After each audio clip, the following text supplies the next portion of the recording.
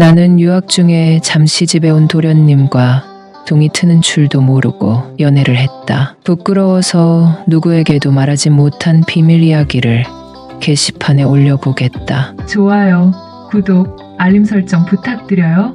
나는 단독주택에 살고 있다. 어제 온 비 때문에 화단에서 지렁이가 기어나와 있어서 치우고 있을 때였다. 대문이 열리는 소리가 열리고 인기척이 들리더니 형수님, 저 방학이라 잠시 집에 왔어요 하는 자상한 목소리가 들렸다. 벼랑간 시동생의 목소리가 들려 놀라 뒤를 돌아보니 1년 전에 먼 나라로 유학한 막내 도련님이 학교 방학이라 집에 왔다고 인사를 건넨다. 어머나, 이게 누구야?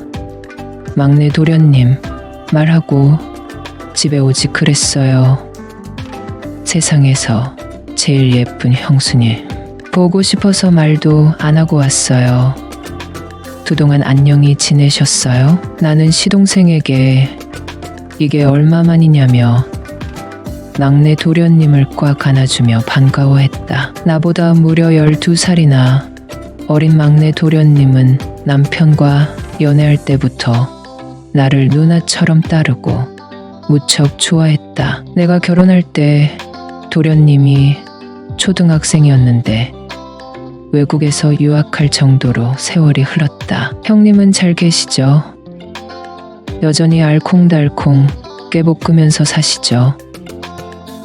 막내 도련님은 아무것도 모르는 표정으로 물어봤지만 뭐라고 대답해야 할지 생각나지 않았다. 왜냐하면 차에서 남편의 다른 휴대폰을 발견했고 다른 여자와 연애하고 있다는 것을 들켰다. 해명해보라고 했지만 남편은 아무 말 없이 트렁크에 급하게 짐을 싸서 집을 나갔기 때문이다. 연락을 하지도 않고 급여만 이체해주고 있다. 하지만 오랜만에 온 도련님에게 우리 부부가 어떤 상황에 처해 있는지 말할 수 없었다. 형은 요즘 회사 제안서 제출일이 촉박하다고 회사에서 야근하고 근처 비즈니스 호텔에서 동료들이랑 자고 회사로 출근해야 하고 둘러댔다. 우리 예쁜 형수님이 요즘 독수공방 하시는구나. 외로워서 어떻게 해요? 그런데 형님 회사에서 집에 못 들어올 정도로 바쁜 거 맞아요? 다른 소리 말고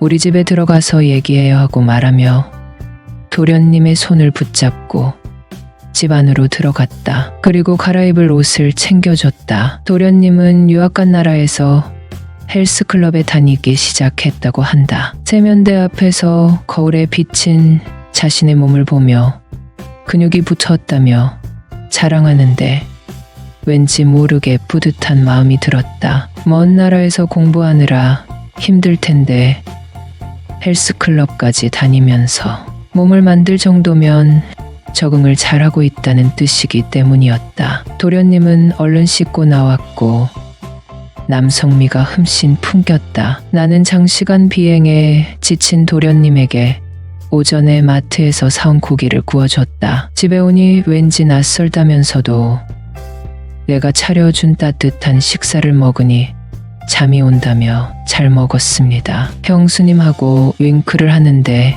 마음이 설렜다. 이상하다.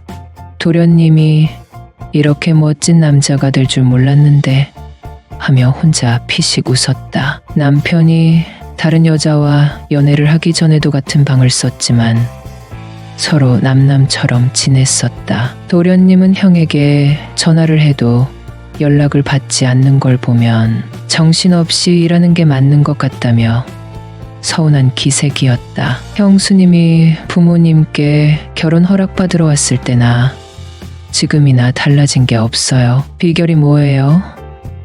밥 한 끼 차려주고. 이런 칭찬을 들으니 너무 민망하네요. 내가 어렸을 때부터 형수님을 봤잖아요. 진짜 형수님 같은 사람 없더라고요. 예쁘지, 부지런하지, 자기 관리 잘하지. 그런데 그런 여자는 아직 내 눈에 안 보여요. 하하. 도련님에게 따뜻한 칭찬을 받아 기분이 좋았지만 집 나간 남편에 대해 한마디도 할 수 없는 내 처지가 한없이 초라하게 느껴졌다. 나는 원래 술을 마시지 못하는데 도련님과 맥주 한 캔을 다 마시게 되었다. 형수님, 이제 저 들어가서 잘게요. 시차가 안 맞아서 며칠 고생할 것 같은데 그래도 자야 될 것 같아요. 그래요. 잘 자요. 내일 안 깨울 테니까 푹 자요.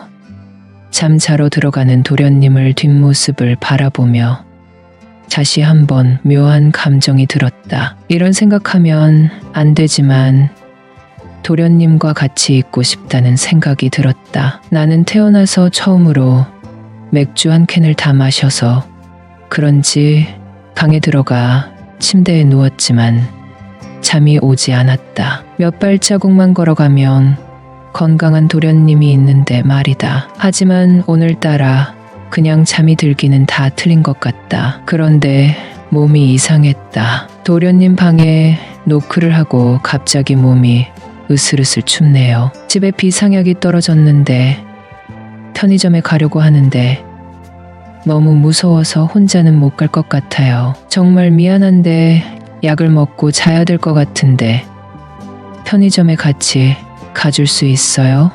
라고 했다. 비가 내려서 기온이 내려갔는데 잡생각을 없앤답시고 괜히 나당 청소를 한 것이 탈이 났나 보다. 자상한 도련님은 당장 타이레놀을 사오겠다고 했다. 여러분은 써리모의 영상을 재미있게 듣고 계십니다. 하지만 잠을 깨운 것이 이 안에서 같이 가자고 했다. 바닥이 젖어 도로가 미끄러워서 하마터면 넘어질 뻔했는데 도련님이 손을 잡아주었다. 형수님, 몸이 아픈 줄도 모르고 나는 밥을 얻어먹었네요.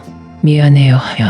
약을 사주는 도련님이 참 든든하게 느껴졌다. 타이레놀을 먹으니 금세 잠이 들었다. 얼마나 지났을까 몸이 개운해진 느낌이었다. 아까 마신 맥주 때문인지 화장실에 가려고 강문을 열고 나왔는데 도련님이 화장실에서 나오고 있었다. 도련님은 내 얼굴을 보더니 우리 예쁜 형수님 몸 어때요? 내일 저 하루 종일 잘 테니까 푹 주무세요라고 말하고 방에 들어갔다. 나는 잠을 청하려고 침대에 누웠지만 정신은 더욱 또렷해졌다. 남편의 동생에게 이상한 감정을 느끼고 있는 상황이 참 민망했다. 하지만 오늘을 넘긴다면 앞으로 기회는 없을 것 같다는 생각이 들었다. 나보다 한참 어린 도련님에게 망측한 생각을 하고 있는 내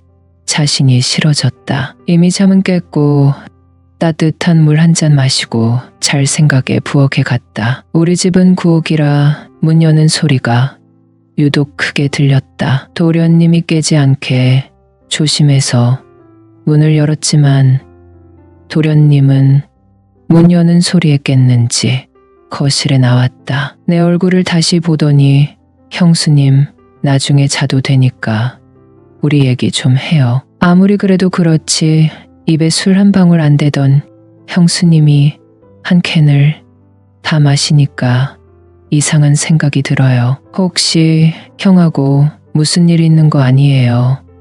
하고 묻는 게 아닌가. 나는 순간 도련님에게 의지하고 싶다는 생각이 들었다. 그동안 우리 부부에게 있었던 일을 말했고 도련님은 날이 밝으면 형과 연락해 보겠다고 했다. 결혼 생활이 10년이 흘렀는데 대신한 남편이 밉다고 느끼는 내 어깨를 따뜻하게 안아주는 도련님. 우리는 전기가 통했다. 그리고 한동안 뒤척였고 늦은 아침에 깨고 말았다. 도련님의 품은 너무도 따뜻했다. 하지만 큰일 났다는 생각이 들었다. 도련님에게 우리 이래도 돼요? 이제 어떡하지, 형수님. 사실 마당에 들어선 순간 형수님이 너무 예뻐 보여서 다른 마음을 먹었어요. 근데 그 마음을 숨기느라 힘들었어요. 사실 나 저녁 먹고 자려고 했는데 잠도 안 왔어요. 형수님이 타이레놀 사러 간다고 했을 때 정말 좋았어요. 우리 서로의 마음 알았으니까 당분간 우리만 생각하기로 해요. 시동생은 낮에는 친구들을 만나러 다니고 밤에는 내 방에서 함께 했다. 시동생은 사실 처음이라고 했는데 점점 발전했다. 어린아이로만 봤던 시동생이 가장 힘든 시기에 선물처럼 찾아와 내 마음을 편하게 해줄 줄은 꿈에도 몰랐다. 시동생이 출국하는 날 공항까지 쫓아가 용돈을 줬다. 도련님은 언제 준비했는지 내가 좋아하는 스타일의 티셔츠를 선물했다. 도련님이 보고 싶을 때마다 티셔츠를 입고 사진을 찍었다. 남편은 반성의 기미가 없어 보였고 우리는 남남이 되었다. 나는 혼자가 되었지만 연애를 할 생각은 전혀 없다. 시동생은 그곳에서 몇 년 더 공부할 생각이라고 하니 더 만날 일은 없을 것 같다. 그래도 한여름방의 꿈 같았던 추억을 선사해준 시동생에게 고마운 마음뿐이다.